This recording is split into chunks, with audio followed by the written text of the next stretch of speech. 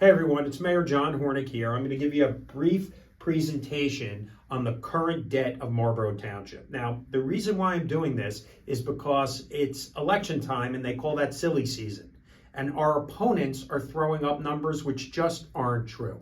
So I'm going to go through all the debt of the town right now so you know, and then we're going to include a clip of the auditor which audited us and will verify my numbers. So let's take a look.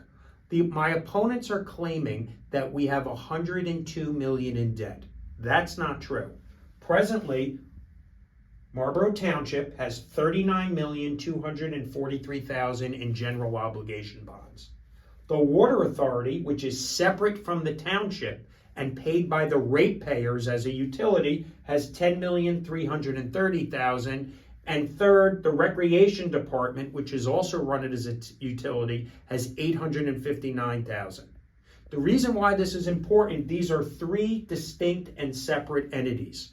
The taxpayers pay the bonds, the water payers pay the water, and the rec users pay the rec debt.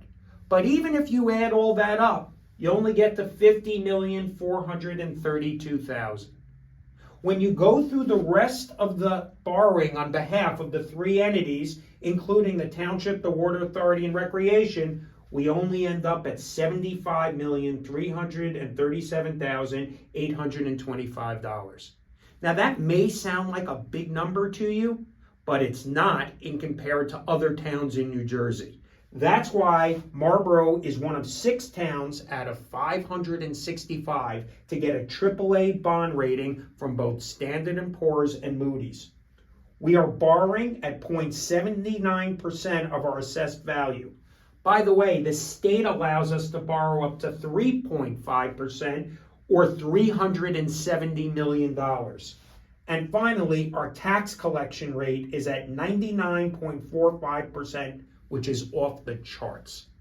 So when someone's throwing out numbers to try to scare you at election time, you have to be suspect. Please take a look at the video and let me know what you think.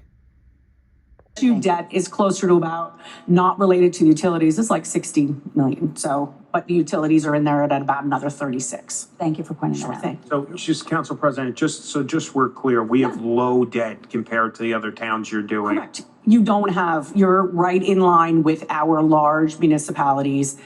You don't see, I do have some towns that are that 1.5% of their allowable 3. You're not even breaching, you're at that 3/4 of that percent, so. Thank you. I'm just curious, why was it presented as an overall debt because the overall debt is in the calculation of the 0.7. All the pieces come together in that calculation. But the obligation. But the obligations, right.